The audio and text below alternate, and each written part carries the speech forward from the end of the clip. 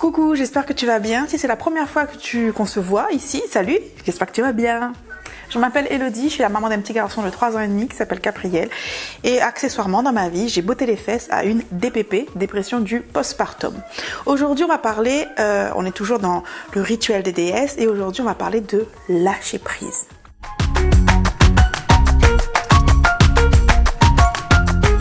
Tout d'abord, je t'invite à prendre une grande inspiration. Et là, si tu bloques trop longtemps, tu vas faire un malaise et tu vas te sentir pas bien. Donc, expire. Cette expiration, pour moi, cette libération, c'est un peu ce qui se passe avec le lâcher prise.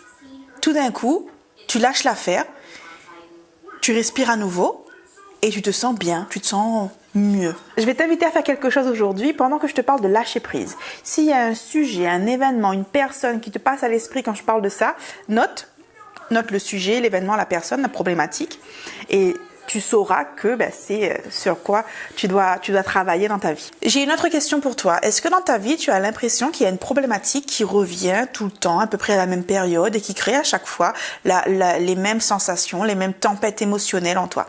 Est-ce que dans ta vie, tu as une personne que toi, tu jugerais de... Peut-être que tu le sais même pas, tu poses pas ce mot là-dessus, mais quelqu'un qui est toxique dans ta vie et qui cause des tempêtes et qui cause des problèmes, des soucis. Et tu as l'impression que tout ça, ça s'accroche à toi.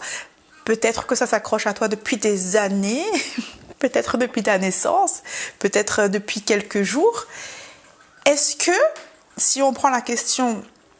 Je me fais un peu l'avocat du diable. Est-ce que si on prend la question dans l'autre sens, est-ce que c'est pas toi qui t'accroches à tout ça parce que c'est quelque chose que tu connais, parce que par habitude, alors parce que c'est comme ça, parce que ça a toujours été comme ça, alors c'est douloureux, c'est difficile, c'est à chaque fois tu prends beaucoup sur toi et ça te coûte beaucoup, mais ça a toujours été comme ça. Et quelque part, c'est plus simple d'accepter que les choses qui aient toujours été comme ça, on les laisse comme elles sont. Est-ce que quelque part, en parlant de lâcher prise, on ne peut pas se débarrasser de tout ça aussi. Et se dire, au lieu de parler de ces personnes extérieures à nous, au lieu de parler de ces situations extérieures à nous, sur lesquelles on n'a aucun impact et qu'on ne peut pas changer, on se dit, ok, je peux pas. Je sais que je ne peux pas changer cette personne, je sais que je ne peux pas changer cette problématique. Par contre, ce que je peux faire, c'est me retirer du jeu. Ce que je peux faire, c'est dire... moi, c'est fini, je m'arrête là en fait. Je descends du train, c'est bon, je vous laisse continuer votre petite vie. Je descends et je m'arrête. Et ça, c'est le lâcher prise, mais à un niveau, et ça fait énormément de bien parce que tu te rends compte que c'est possible de faire mieux. Alors, c'est moins simple parce qu'il faut couper le truc, il faut arrêter, il faut lâcher, il faut accepter et accepter qu'on ne puisse pas changer, accepter de se défaire de certaines relations, même si elles ont toujours existé, de se défaire de certaines habitudes, même si elles ont toujours existé. Et ça peut être dans ton éducation, dans ta façon de faire avec ton enfant aujourd'hui. Ça peut être aussi quoi ?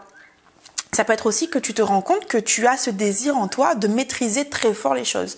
Pour toi, c'est important de savoir comment telle chose vont se passer. Et quand elles ne se passent pas comme toi tu l'as prévu, t'es pas bien. Quand tu vois qu'elles sont en train de se passer d'une façon que toi tu n'avais pas prévue, d'une façon qui te fait mal, t'es pas bien. Est-ce qu'on peut lâcher le truc? Est-ce qu'on peut, encore une fois, inspirer? Et au lieu de se retenir comme ça et de faire les choses comme ça, de souffler, de se dire, mon Dieu, mais j'arrête, je descends en fait. Continuer. Tout ce que je ne maîtrise pas, je laisse continuer sa vie sans moi. Tout ce que je maîtrise, c'est moi.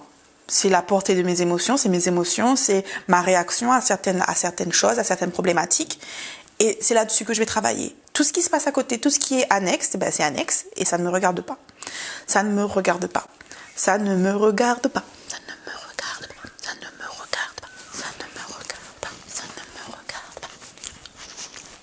Ça ne me regarde pas. Et ça ne me concerne pas au fond. Les gens qui sont... on va arrêter de parler des gens parce que comme je dis, l'important c'est de parler de toi, de ce que toi tu maîtrises et de ce que toi tu peux faire pour aller mieux. Du coup là, si tu veux, j'ai un peu fait une parenthèse. Dis-moi en commentaire ce que toi tu penses de tout ça. Est-ce que tu penses que là j'étais en train de délirer un petit peu et que tu m'as laissé délirer, c'est très gentil. Qu'est-ce que tu penses de tout ça toi? selon toi, c'est quoi le lâcher prise? Et dans quel domaine de ta vie tu souhaites lâcher prise? Dans quel domaine de ta vie tu te sens, mais tu sais, tout ton être est comme ça, crispé, et tu te dis, mais c'est pas possible. Ça doit pas être comme ça. Ça doit pas fonctionner comme ça. Ça doit pas, tu vois. Et du coup, ça te crée des nœuds. J'allais dire des nœuds énergétiques. Ça te crée des nœuds dans ta vie, dans ton esprit, dans ton corps, dans ton sommeil. Allez, on continue avec le rituel des déesses. Cette semaine, je t'amène à la rencontre d'Astarté, déesse phénicienne de la lune, de la guerre et de l'amour, déesse mère de la mythologie phénicienne. Astarté, que l'on surnomme aussi l'étoile du soir, est généralement représentée nue, assise sur un trône flanquée de 2 sphinx, son animal totem.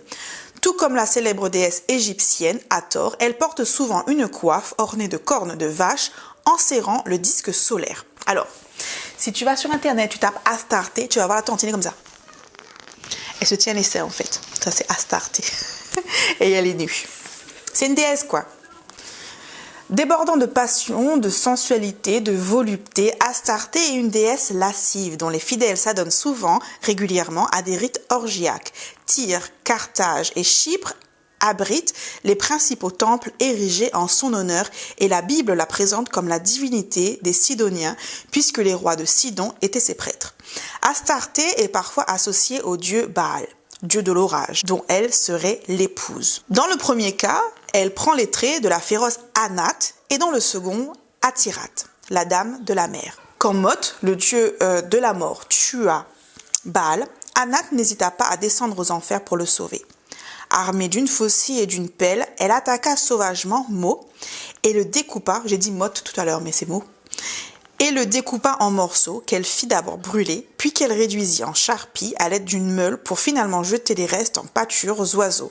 Une manœuvre payante puisqu'elle lui permit de déjouer le sort réservé à son mari.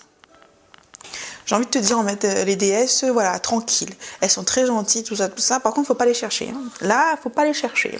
Alors, Astarté, je te montre. Là encore, c'est une super illustration. Cette semaine, pour le rituel de lâcher prise, on aura besoin de bougies et d'huile parfumée. Alors, il faut une baignoire. Mais celles qui n'ont pas de baignoire, restez quand même avec nous, on va trouver une alternative à cette histoire de baignoire. Alors, incarnation de l'étoile du soir, Astarté saura apaiser vos angoisses et le stress qui vous guette à la tombée de la nuit. Ce rituel consiste à prendre un bon bain chaud à la tombée de la nuit. Ça va quand même, comme rituel, c'est sympa. Il te faut donc 2 choses, des huiles parfumées et des bougies. Ce que tu vas faire à la tombée de la nuit, voilà. Tu vas prendre ton bain, tu vas allumer plein de bougies, tu vas poser des bougies un peu partout dans ta salle de bain autour de toi. Avant de rentrer dans ton bain, tu vas dire « Astarté, aide-moi à me sentir plus comblée ce soir que je ne l'étais ce matin. » Tu te plonges dans le bain, tu te laves minutieusement, partout. Et tu laisses cette douce chaleur t'envelopper. Tu fermes les yeux, tu respires profondément. Tu te concentres sur ta respiration. Tu te concentres sur l'air qui entre et l'air qui sort de tes poumons. Sur le mouvement de la cage thoracique. Et tu te libères ainsi de tes tensions. Une fois parfaitement détendu, tu gardes les yeux bien fermés. Et là, ce que tu vas faire, c'est que tu vas passer en revue toute ta journée, tous les éléments de ta journée. Et tu vas revenir mentalement sur tout ce qui s'est passé, tout ce que tu as ressenti, et sur les objectifs personnels, professionnels ou spirituels de ce jour-là. Pour clore cette journée avec une sensation, un sentiment de réussite, tu vas te concentrer sur ce qui a ce qui a marché pour toi, ce que tu as réussi dans cette journée. Tu n'ouvres pas les yeux tant que tu n'as pas clairement identifié au moins 3 petites ou grandes victoires. Quand tu as fini, tu sors de ton bain et tu te sèches. Et tu vas me dire, le rituel c'était ça ? Élodie, c'était ça? C'était se laver? C'était prendre un bain? Alors je sais qu'en ce moment on est confinés, mais tu crois qu'on se lave pas? Arrêtez. Les meufs, je sais. Hein. Il y a beaucoup d'articles qui sortent en ce moment sur les filles qui se lavent pas les cheveux pour la cure de sébum. Alors je sais ce que vous faites. Ce que j'aimerais te dire, ici tu as des pistes, mais pas d'impératif. Si pour toi, le lâcher prise, ça va être dans danser sous la pluie, eh bien fais-le, fais ça. Va danser sous la pluie, quand la nuit tombe, quand il fait jour. Va danser pieds nus sous la pluie et tu vas voir, ça va te faire un bien fou. Si c'est ça, si pour toi, le lâcher prise, si pour toi, ton bien-être est ce moment où tu vas relâcher la pression, expirer et lâcher, accepter que toutes les choses que tu ne maîtrises pas continuent leur vie, eh bien, fais-le. Si toi, tu te sens mieux, tu te sens libéré quand tu marches pieds nus, eh bien vas-y, marche pieds nus. Tu as besoin de créer pour être dans une énergie de lâcher prise. Fais ça, crée quelque chose, fabrique quelque chose. Si ton truc c'est le jardinage, eh ben jardine. Ce que je veux te dire, c'est qu'il n'y a pas de recette magique. Et puis surtout, quand on se sent pas bien, quand on se sent un peu torturé par des situations, des personnes, des émotions, ben il y a des choses qu'on n'arrive pas à entendre. Donc du coup, si je te dis, il faut que tu fasses ça, comme ci, comme ça, à telle heure, ça va te bloquer. Alors que je te dis, ça, c'est une piste. C'est une piste, c'est peut-être ce qui va marcher pour la majorité d'entre nous. Mais toi, peut-être que tu peux faire différemment. Certainement, tu peux faire différemment. Il n'y a pas de formule magique. Par contre, il y a une volonté très grande, très puissante à l'intérieur de toi, une fois que tu as trouvé ta formule à toi. Qu'est-ce que tu en penses? Qu'est-ce que tu penses de tout ça? Est-ce que je suis allée trop loin à un moment donné? Tu m'as perdu ou je t'ai perdu. Qu'est-ce que tu penses de tout ça? Et est-ce que toi, qu'est-ce qui, toi, te travaille en ce moment et tu es en train d'apprendre à lâcher prise? Est-ce que c'est sur, tu sais, par exemple, là, sur la table derrière, j'ai une activité que j'ai mise en place pour mon fils et il n'est pas disposé à la faire. Je pourrais être dans une énergie de contrôle où je m'impose et j'essaie de m'imposer et de montrer ma force et ma supériorité. Et je lui dis, non, moi, j'ai réfléchi une activité pour toi, je l'ai mise en place, et tu vas la faire. Alors que, tu vois, mon lâcher prise, du coup, dans ce contexte-là, ça va être de dire, écoute, quand tu auras envie de faire cette activité-là, quand tu seras disposé à la faire, elle est là, tu peux venir la faire. En sachant que c'est le week-end et ici, c'est les vacances, donc c'est comme ça que je lâche prise. Dis-moi en commentaire ce que tu en penses. Dis-moi aussi sur quoi toi tu travailles et tu as l'impression de travailler. La semaine prochaine, dans le prochain épisode, on va parler de la déesse Kuan Yin. Kuan Yin. À bientôt.